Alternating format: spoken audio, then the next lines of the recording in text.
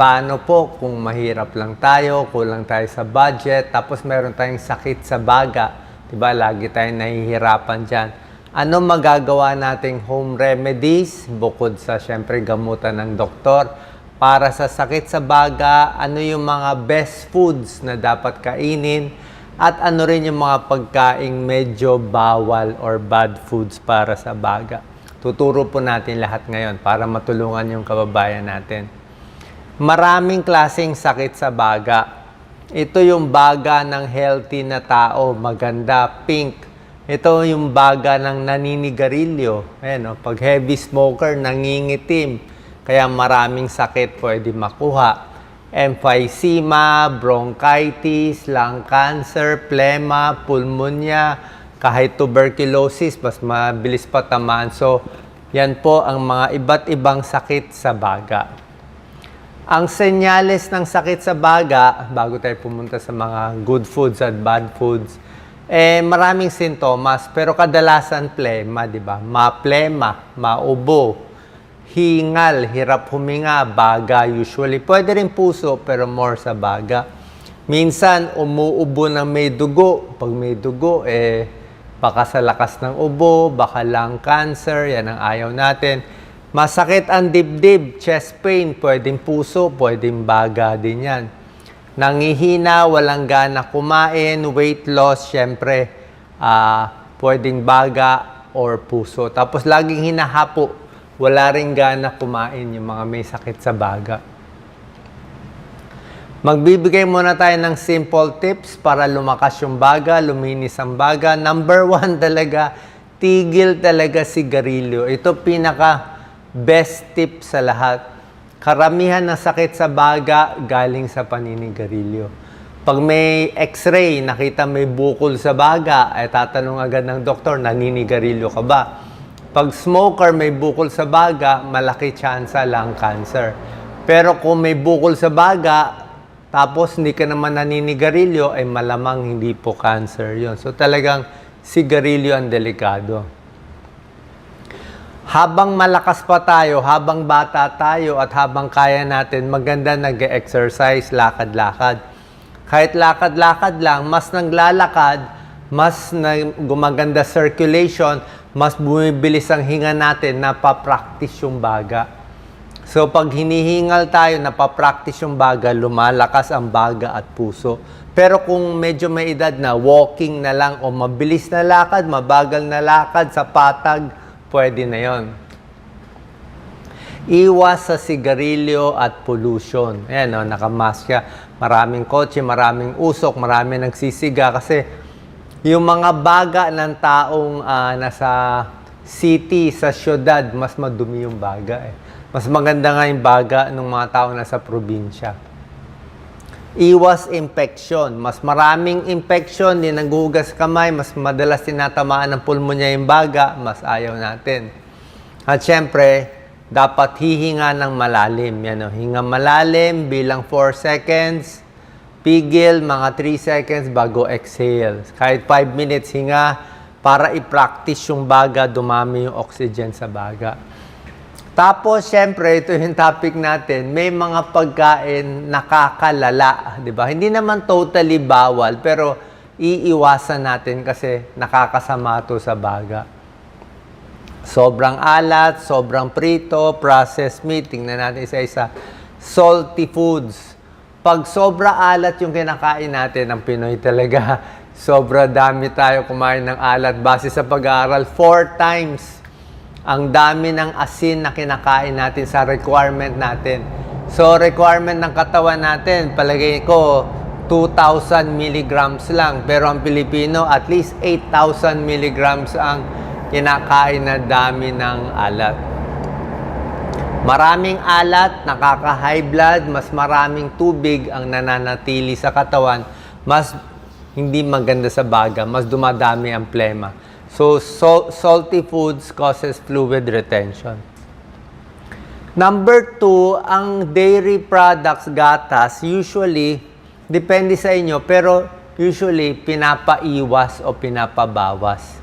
Meron kasing isang breakdown product ang gatas, ito yon, casomorphin, na medyo nakakalapot ng plema. So kung maplema ka na, maraming mucus, maraming phlegm, tapos mahilig ka sa gatas, baka lang dumami at kumapal yung plema. So baka iwas-iwas muna. Tubig muna, prutas, gulay, yun na lang muna. Depende sa inyo. Baka mapaubo ka lang lalo eh. Number 3, syempre mga processed meat, mga ham, salami, hotdog, lahat to processed meat. Meron kasing nitrates eh. Itong nitrates, ayaw natin to. Medyo sa pag-aaral, more nitrates, mas na-hospital yung mga emphysema. Hindi nila ma-explain. I think baka reaction sa baga, maraming preservatives, ayaw ng baga. Siyempre, soft drinks, matatamis. Ang problema kasi sa carbonated, di ba? Kaya nga masarap ang soft drinks kasi nga maraming carbonated. Maraming bumubula, kaya burp ka ng burp. Ang problema, sa soft drinks, medyo lalaki ang tiyan mo. Mahahanginan, baka hindi ka gano'ng matunawan. So, pag lumaki ang tiyan, hirap yung baga. Pag makulo ang tiyan, hirap yung baga, di ba? Gusto ng baga, relax yung tiyan mo. Ganon din sa fatty foods, fried foods, prito, fast foods. Pag very oily, very fatty, mahirap din ang digestion.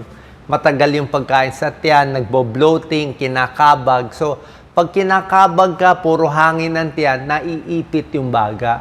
Diba? Pag ang laki ng tiyan natin, hirap tayo huminga.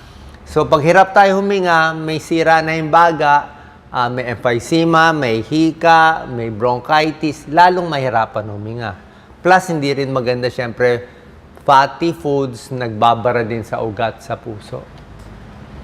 So, pag may problema sa baga, mas konti ang kakainin. Tulad na sinabi ko, kahit healthy kakainin mo, wag din sobra dami.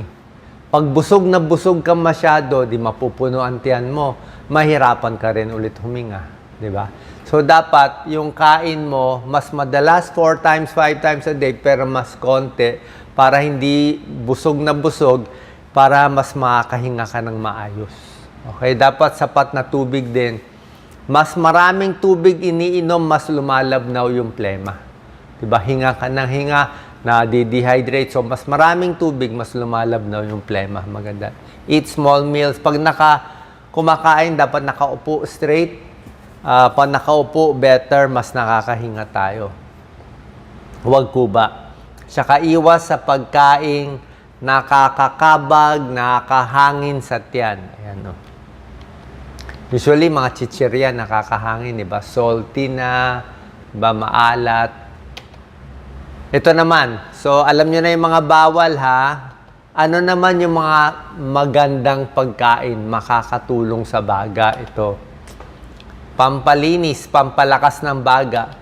Ang secret dito sa 10 foods na pampalakas ng baga, yung kulay niya. Ang kulay niya either very yellow, very orange, very red. Yellow, orange, red. Very bright. Lycopene, carotenoids, antioxidant. Yan ang ginawa ng Diyos. Mas maganda yung kulay, mas maganda sa baga, mas hindi nasisira yung baga, mas umahaba ng buhay. Mahaba ang buhay na may sakit sa baga. Katulad nito, orange ang color, o turmeric, luyang dilaw. May pag-aaral, marami siyang curcumin. 2,400 people pinag-aralan, mas marami nitong intake ng turmeric, mas gumaganda yung function ng lungs. Kahit yung mga smokers, lumalakas yung function ng lungs. So, kung may luyang dilaw, healthy din yan. Bawang. Bawang, alam natin, di ba? Pwede sa high blood, konti, may tulong. Sa cholesterol, may tulong. Anti-inflammatory, antioxidant, maganda talaga ang bawang. Pwede sa asthma, bronchitis, lung cancer. Siyempre, hindi naman talaga panggamot sa lung cancer. Pero, may tulong din yung pagkain nito. Okay? May tulong din. Yan, oh, garlic. Luya, ginger, di ba? Sa labat, anti-inflammatory, antiviral, maganda sa lalamunan, maganda sa paghinga, malaking tulong din. Pero wag lang masyado matapang yung sa labat nyo. Pag masyadong matapang, baka sumakit ang tiyan. Kamatis, tingnan nyo yung kulay, oh. Very red, di ba? Ang ganda ng kulay, ang daming vitamin C, sobra daming lycopene, napakaganda. Antioxidant, anti-inflammatory.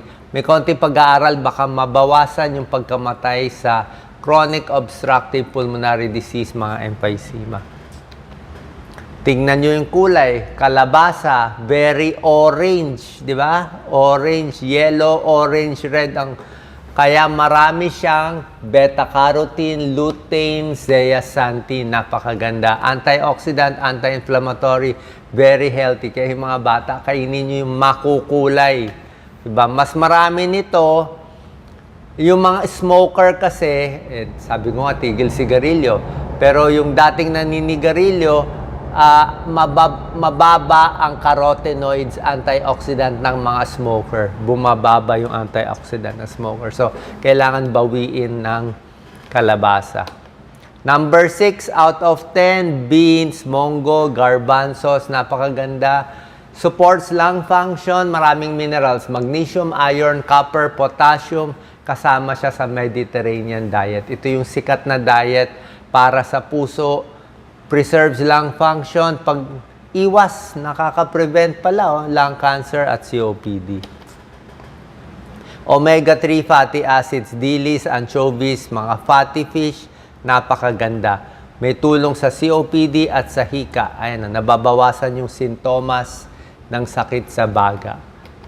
Fatty fish, salmon, pwede na rin yung mga bangus, tamban, tawilis, yung mga local fish natin pwede na. More isda, pwede. Okay? Kung mahal ito, doon na lang tayo sa mas mura. Mansanas, apples. Maganda daw mansanas. May antioxidant, quercetin. Pag kumakain ng mansanas, ito, an apple a day keeps the doctor away. 5 apples per week, 1 apple a day. Nababawasan ang tsansang masira ang baga sa chronic obstructive pulmonary disease. Pati lower risk of asthma sa mga bata, may tulong, bata at matanda. Quercetin, antioxidant, flavonoid, marami pang vitamin C ang mansanas. Number 10, tulad na sinabi ko sa inyo, ang ganda ng kulay, yellow, orange, red, di ba? Kaya pag nakita mo yan, sobrang taas sa vitamin C, sobrang taas sa antioxidant para talaga sa baga. Ayan, one serving nito, 169% na ng recommended vitamin C for the day mo. Okay, so yan ang mga good foods, tapos yung mga dapat iwasan. At sabi ko, para luminis ang baga, yung paghinga, napakahalaga. Minsan sa paghinga, dapat left side, right side, para sa mga barado, sa mga may sinus. Ito, ginagawa na may sakit sa baga, pursed lip breathing, paghinga, gamit ng ilong. Mas maganda huminga gamit ng ilong. May nitrous oxide yan may special na pampaluwag sa baga. Pigil, exhale sa bibig, at pwedeng pursed lip.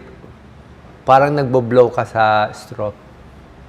Itong pursed lip breathing, maganda to sa may sira sa baga, sa emphysema, para pag-exhale mo, hindi magsasara yung baga. Yung iba kasi, hinga, exhale, sasara agad yung baga. So ito with pursed lip, dahan-dahan, mas dahan-dahan sasara yung mga alveoli ng baga, mas matagal yung gas exchange, mas maraming oxygen mapupunta sa katawan. Tsaka pag hihinga tayo, pwedeng gamit ang tiyan. Okay? Ilagay isang kamay sa tiyan. Hinga malalim, palakihin ang tiyan. Habang humihinga, dapat lumalaki ang tiyan. Pag lumalaki ang tiyan, nag-expand itong diaphragm natin, mas maraming oxygen. Kaysa yung dibdib. Pag ito lang ang hinga, mahina Pag balikat ang gamit, dapat ang tiyan. Pwede nakaupo, pwede nakahiga. Yan ang pinapalaki ang tiyan. Okay, coordinated breathing. Half puff, pag-uubo, dahan-dahan lang. Huwag isang malakas na ubo, dapat hatiin mo sa tatlo. Parang, gano'n lang. Huff, huff, huff, tatlo lang. Huwag yung isang malakas, kasi pag isang bira, baka mag-crack ang ribs, baka mag-loose-loose, baka may pumutok Huwag sobrang pressure, konting control. Okay, sana po nakatulong to para alagaan ang inyong baga. Pero syempre, pupunta tayo sa pulmonologist, lung specialist. Syempre, susundin natin yung gamot nila, kung anong binigay sa inyong antibiotic, gamot sa baga, sa hika. Pero itong mga home remedies, makakatulong din sa inyo. God bless po.